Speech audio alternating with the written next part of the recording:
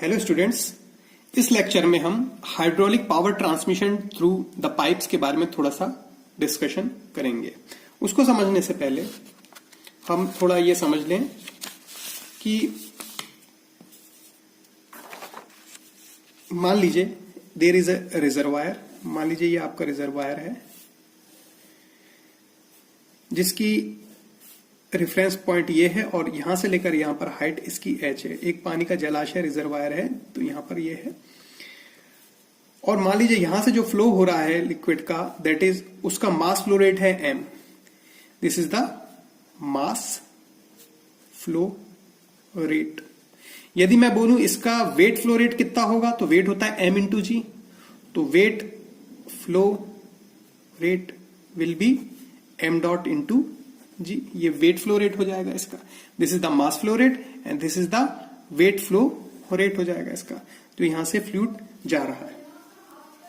अब यदि हम यहां पर बर्नौलीज की थ्योरम लगा दें किस किस सेक्शन पे, 1-1 सेक्शन पे और लेटर से ये ए सेक्शन है।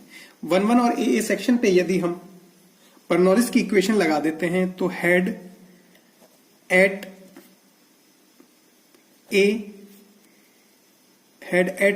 one one should be equal to head at, तो head at 1-1 should be equal to head at AA।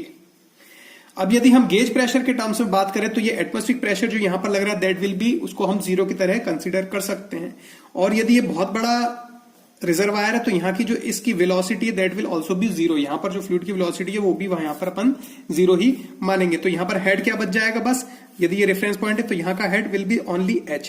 तो हेड एट 1-1 क्या है h, which is also equal to head at AA। अब head at AA यहां पर हो सकता है आपका, यहां पर क्योंकि ऊंचाई तो यहां पर रेफरेंस पॉइंट ये है तो यहां पर ऊंचाई तो जीरो मान ली जाएगी। तो यहां पर बचेगा VA square by 2G plus PA by rho g. Velocity head और प्रेशर हेड। तो available head at AA is just h। Head at AA है h के बराबर, जो h किसके बराबर है, इसके बराबर है। तो यहां पर जो भी वेलोसिटी और प्रेशर हेड होगा आगे चल के तो उसके बराबर ये h इसी के बराबर होगा यहां पर। तो अपने पास में पहली चीज तो अपन यहां पर आ गई अपने पास में, first thing that head available at AA is h। और ये जो हेड बर्नौली इक्वेशन में आता है it is in terms of energy per unit wait. Energy per unit wait के टर्म्स में आता है। तो दूसरी चीज यहां पर देखिए, यदि हम पावर क्या होता है, पावर होता है energy per unit time. Power होता है एनर्जी पर यूनिट टाइम। तो power available at AA will B कितना हो जाएगा, वो हो जाएगा वेट फ्लो रेट। क्योंकि per unit energy per unit weight है तो वेट से मल्टीप्लाई करेंगे तो एनर्जी बन जाएगा। और ये चूंकि मास फ्लो रेट के टर्म्स में है, वेट फ्लो रेट है, पर यूनिट टाइम आ रहा है तो ये पावर के टर्म्स में आ जाएगा। क्योंकि पावर होता है एनर्जी पर यूनिट टाइम। हमको ये चीज पता है कि power is energy per unit time. हमको ये चीज पता है कि power is energy per unit time. जो भी एनर्जी होती है पर यूनिट टाइम में होगी। यदि आपके पास में m डॉट से मल्टीप्लाई करेंगे इस वाले को, यहां पर m डॉट है तो m डॉट यानी ये kg पर सेकंड के टर्म्स में है। तो यहां पर जो भी पावर अवेलेबल होगी that will be m dot g into h। यदि सिर्फ आप mg से मल्टीप्लाई करते तो वो एनर्जी बन जाती, लेकिन यहां पर आपने m डॉट से मल्टीप्लाई किया, मतलब m डॉट मतलब kg पर सेकंड पर यूनिट टाइम। तो इसका मतलब it becomes the power available at AA। आपको पता है वेट होता है, वेट क्या है, mg। तो यहां पर power available at AA will be m dot g h। तीसरी चीज अपन देखें, डेंसिटी होती है mass upon volume. That implies mass equals to density into volume. यदि इसको पर यूनिट टाइम के टर्म्स में ले लेंगे तो it will become m dot equal to rho into v dot. Mass flow rate equals to density into volume flow rate. तो m dot को यदि हम इससे यहां पर रिप्लेस कर दें तो अपने पास में पावर अवेलेबल कितनी आ जाएगी, power will be m dot की जगह m डॉट जी एच और m डॉट की जगह rho v dot rho v dot g into h. और वी डॉट क्या है? Volume flow rate. इसको कैपिटल वी बना दें। This is volume, this is not, ये वॉल्यूम है आपका, दिस इज नॉट वेलोसिटी, ये आपका हर जगह दिस इज वॉल्यूम। तो ये आपका वॉल्यूम फ्लो रेट हो जाएगा। तो डेंसिटी क्यू जी एच, क्योंकि क्यू क्या है? Q is the discharge which is same as discharge is volume flow rate, volume per unit time. तो आपके पास में जो पावर है, पावर का फॉर्मूला आपके पास में आ जाएगा, power equals to rho q g into h. तो ये अपने पास में पहले तो आ गया। अब इसके बाद में अपन देखें, अब हम यहां पर चालू कर रहे थे कि hydraulic power transmission through pipes. अब हम यहां पर देखें कि मान लीजिए वही जो रिजर्वायर था, मान लीजिए वही जो रिजर्वायर था जिसकी हाइट यहां से h थी,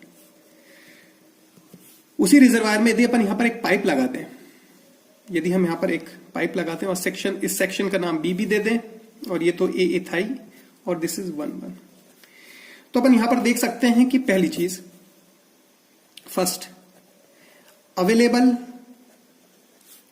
हेड एट बीबी यदि हमको निकालना है। अब यहां पर जो अवेलेबल हेड है बीबी, उसमें क्या होगा कि जो अवेलेबल हेड है BB that will be h minus h f. ये एच एफ क्या है? इसमें पाइप के थ्रू जब ये पानी या जो भी लिक्विड फ्लो करेगा तो इसकी लंबाई एल, इसका डायमीटर डी, इसमें जो फ्लूइड की वेलोसिटी है वी और जो डिस्चार्ज है क्यू।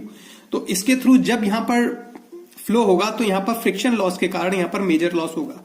यदि हम माइनर लॉस को निग्लेक्ट कर देते हैं तो यहां पर मेजर लॉस के कारण एच एफ आ जाएगा, और this h f is the head loss due to friction, जिसकी वैल्यू कितनी है? H f equal to f l v square by 2GD, where F is the Darcy-Weisbach friction factor, L is the length of pipe, V is the velocity of flow of fluid in the pipe, 2G is the acceleration due to gravity, D is the diameter of pipe. तो यहां पर अपन ये कह सकते हैं कि power available, ये तो हेड अवेलेबल था, तो पावर अवेलेबल एट बीबी कितना हो जाएगा? वो that will be rho q g into h minus h f, क्योंकि पहले सिर्फ एच था, पहले जो अपन ने देखा था तो उसमें पावर अवेलेबल था रो क्यू जी एच। अब इसमें से एच में से एक हिस्सा एच में से फ्रिक्शन के कारण निकल गया तो उसको अपन ने यहां पर घटा दिया। तो rho q g h minus h f is the power available at B B section. अब ये जो पावर यहां पर अपन को मिल रही है, this can be used in turbines से यहां पर जो भी पावर मिल रही है फ्लूइड की, उससे अपन टरबाइंस को रन कर सकते हैं, उसके ब्लेड्स को, उसके वेन्स को, उसके बकेट्स को रन करने के बाद में फिर हम जब जनरेटर के थ्रू इलेक्ट्रिसिटी वहां से अपन प्रोड्यूस कर सकते हैं। दूसरा, हम इसको हाइड्रोलिक प्रेस में यूज कर सकते हैं। तीसरा, हम इसको हाइड्रोलिक जैक में यूज कर सकते हैं। तो और इसी तरीके किसी तरीके हाइड्रोलिक मशीन्स में हम इसको यूज कर सकते हैं। तो power available at BB is rho q g h minus h f, where h f is the Darcy Weisbach friction factor के थ्रू, जो डार्सी-वाइसबैच इक्वेशन के द्वारा जो अपना एच एफ है, head loss due to friction है एच एफ, जिसको अपन ऐसे इससे निकाल सकते हैं। फिर इसके बाद में हम आगे देखें थोड़ा सा, अब आगे हम थोड़ा देखें condition for maximum transmission of power, condition for maximum transmission of power. अभी अपने को पता है कि power available at the end of pipe यानी बीबी सेक्शन पे वो कितनी थी? वो थी rho q g h minus h f. जो आपके पास में पावर अवेलेबल थी, दैट वाज, जो पावर आपके पास में अवेलेबल थी at BB was rho q g h minus h F. उसी को अपन ने यहां पर दोबारा लिखा है। और साथ ही साथ में अपन को कंटिन्यूटी इक्वेशन से मालूम है q equals to a into v, where q is the volume flow rate, V is the velocity of flow in the pipe and A is the cross sectional area। तो यहां से अपन, this is velocity, तो यहां से अपन देखें रो Q की जगह अपन a into we लिख लें और g को ऐसा ही रहने दें h माइनस एच एफ, और इसको अपन लिख सकते हैं रो a g, v को अंदर ले ले तो h v minus h f into v. और हमको पता है कि एच एफ की वैल्यू कितनी है, अभी हमने देखी थी h f friction head loss due to friction, जो कि डार्सी वाइसबैच इक्वेशन के द्वारा निकलेगा। This is the head loss due to friction, f l v square by 2GD। तो f Darcy Weisbach friction factor, l is the length of pipe, v is the velocity of flow in the pipe, d is the diameter of pipe. तो इस H F को अपन यहां पर लिख लेते हैं, तो ये आ जाएगा rho a g h v minus h f की जगह f l v square by 2GD into ये वाला वी आ गया। तो ये बचा आपका rho a g h v minus f l v cube by 2GD। अब हमको यदि मैक्सिमम पावर निकालनी है तो हम मैक्सिमम मिनिमा वाला जो है फंडा यूज कर सकते हैं। Maximum minima, mathematical relations maximum minima के, उसको हम यूज कर सकते हैं। तो हमारे पास में देखें, अब हमारे पास में पावर इक्वल्स टू रो, इसको अपन यदि पी के नाम से दे दें, rho a g h v minus f l v cube by 2GD। अब इसमें आप देखें रो कांस्टेंट है, एरिया कांस्टेंट है, एरिया ऑफ पाइप कांस्टेंट है, हेड जलाशय का रिजर्वायर का कांस्टेंट है, फ्रिक्शन फैक्टर कांस्टेंट है, लेंथ ऑफ पाइप कांस्टेंट है, वी कांस्टेंट नहीं है, डायमीटर ऑफ पाइप कांस्टेंट है, वी कांस्टेंट नहीं है। तो अपन क्या कर सकते हैं, डीपी बाय डीवी के टर्म्स में इसको डिफरेंशिएट कर दे। तो रो ए जी ये वाला रह जाएगा एच माइनस ये v cube 3v square f l by 2GD, ये आपका आ जाएगा। यदि अपन इसको डिफरेंशिएट करेंगे तो F l v cube 2GD में 3v स्क्वायर यहां गया, एफ एल 2GD, और ये क्या है आपका F l v square by 2GD friction factor H F. तो इसको अपन ऐसा, और इसको अपन को जब मैक्सिमम मिनिमा निकालते हैं 0 पुट करना होता है, इसको अपन 0 पुट कर देंगे।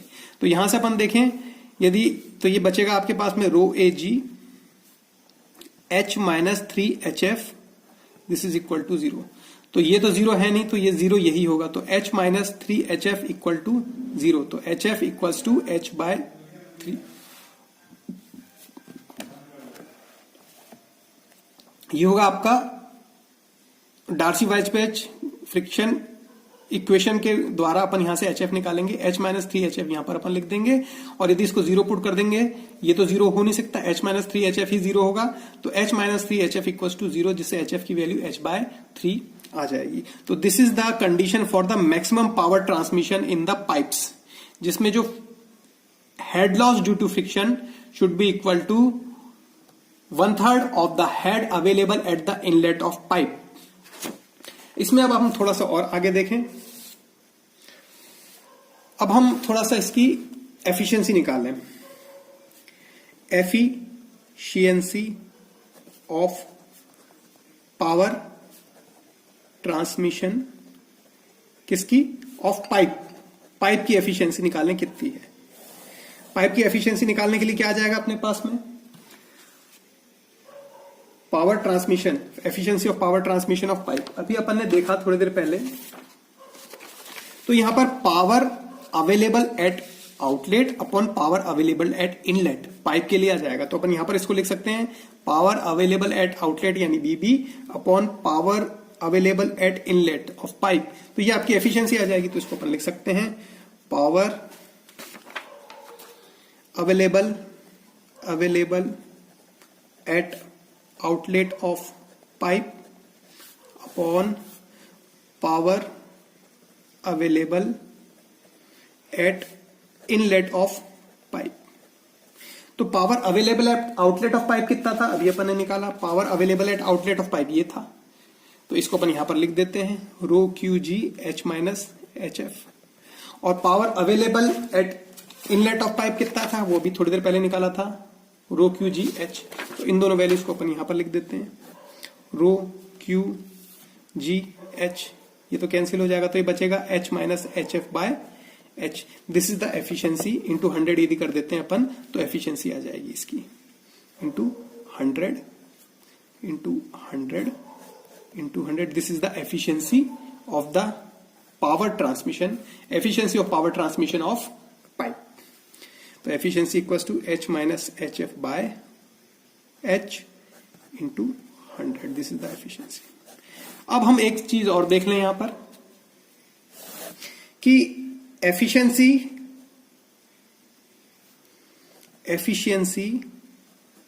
Eight maximum power transmission.